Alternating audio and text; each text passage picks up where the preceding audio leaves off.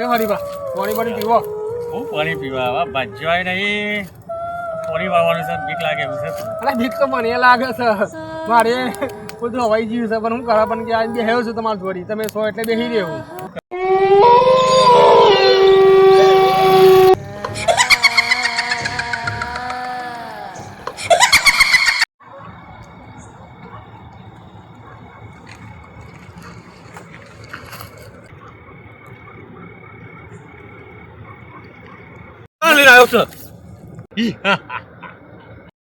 તું તો આવ્યો લે તાપની લઈને આવ્યો છું.